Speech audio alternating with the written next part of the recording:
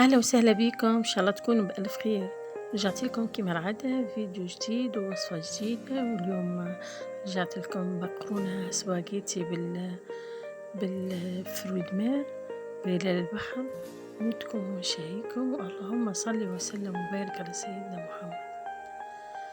نستحق للمقرونة باش نعملها بكعبة كروفيت كما تشوفوا، ومعها بالشوبان والقرنيط. وراتي الكعبة الكروفيت هذوك خليتهم باش نزين بيهم، باش نطيبهم، اما خليتهم ما قشرتهمش باش نطيب بيهم. وهذاك ريحة القرنيط، وهذاك كعبة الكروفيت هذوك شوي شوي، كل واحدة شوي شوي. حبيت نجربها معاكم بالفرويد مير. عندي راس بصل قطعته كما تشوفوا، معها مغرفة ثوم مهروس. عندي 3 كعبات طماطم رحيتهم، طماطم معجونة مغرفة صغيرة، وزيد مغرفة روس، وزوز قرنات فلفل، ومعها ورق رند. مغرفة نص مغرفة صغيرة فلفل أكحل، مغرفة صغيرة ملح، ورويحة كركم، ورويحة حوار. هذا اللي نفوح بيهم الصلصة. هذاك هو، ومعها فنجان كيس صغير زيت.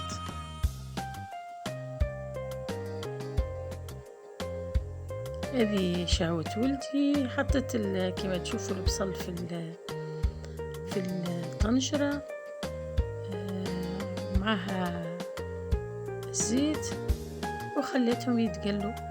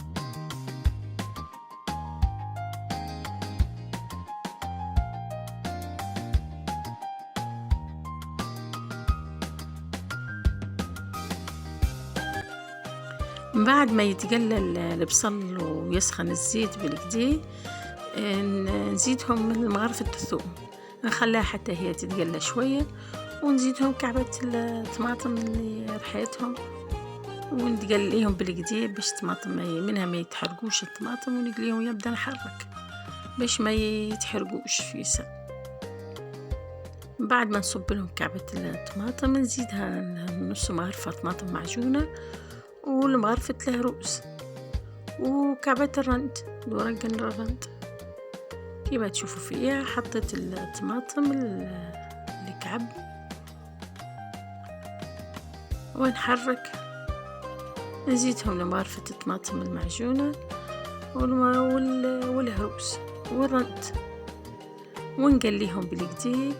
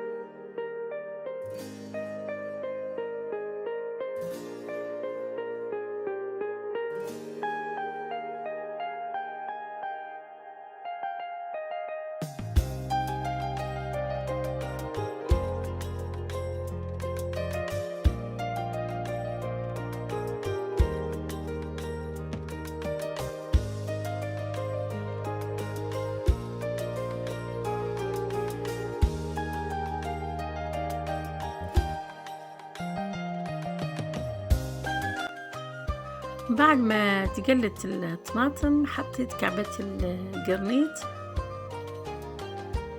كما تشوفوا، ونخليهم يطيبوا لين يتبدل لونهم شوية.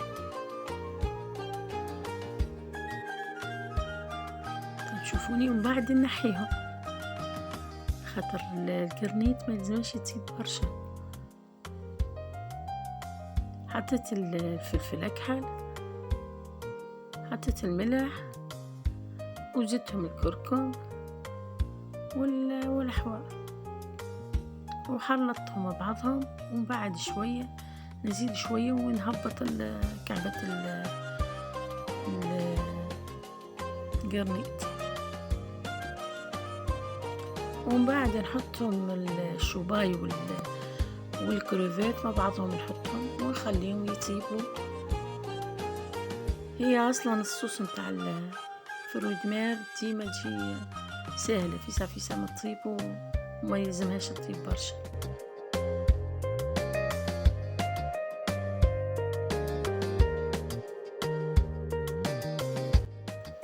ومن بعد مرقتها بالماء سخون وخليتها تغلي شويه، وبعد حطيت كعبة، ما حطيتش برشا ماء كما تشوفوا. من بعد تو نبدا نحي كعبة القرنيط ونحط كعبة الكروفات.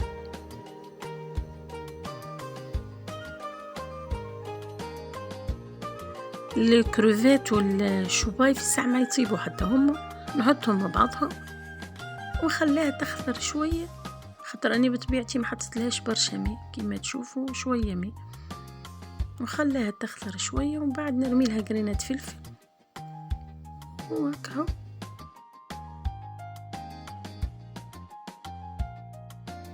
كما تشوفوا هنا خثرت شوية، حطيت كعبة الشوباي والكروفات وخليها تريج درجين هكاكا ونطفي عليها.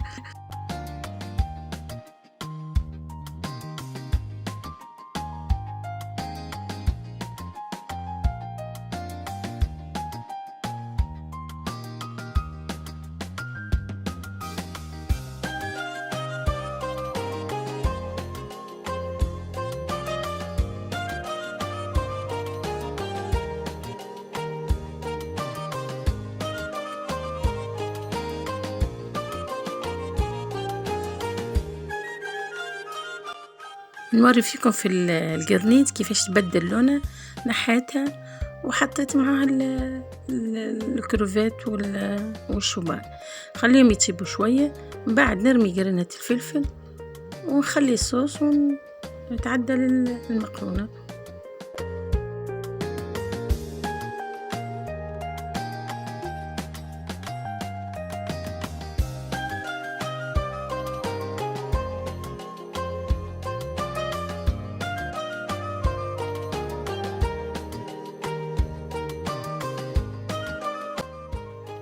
حطيت الطنجرة فيها الماء باش نفور المقرونة، زدتها شوية ملح وخليتها تغلي باش نرمي لها المقرونة سباغيتي.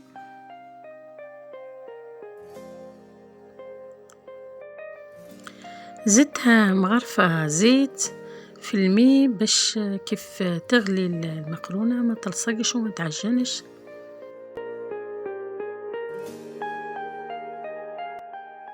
من بعد ما طابت كما تشوفوا صفيتها وباش نخلطها تو بالصوص. كما تشوفوا فيا قعدت نحرك فيها ونزيد في الصوص كل مرة بشوية بشوية.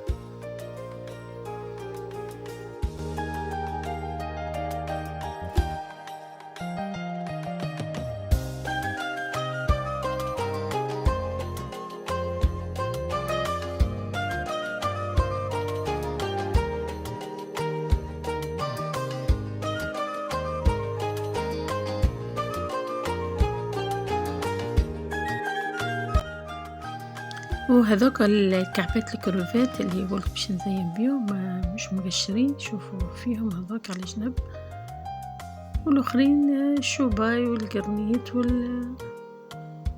والكروفات.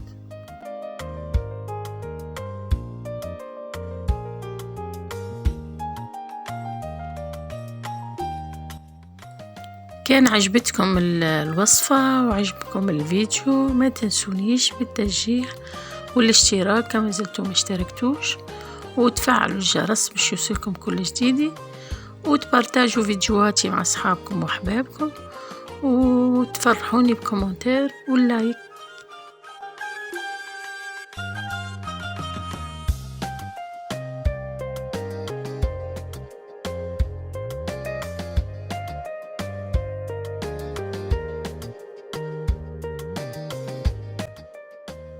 وهذه دبارتنا متاع اليوم مقرونة بالفرويد مير. نودكم ونشهيكم ونخليكم في أمان الله في فيديو آخر ووصفة أخرى إن شاء الله.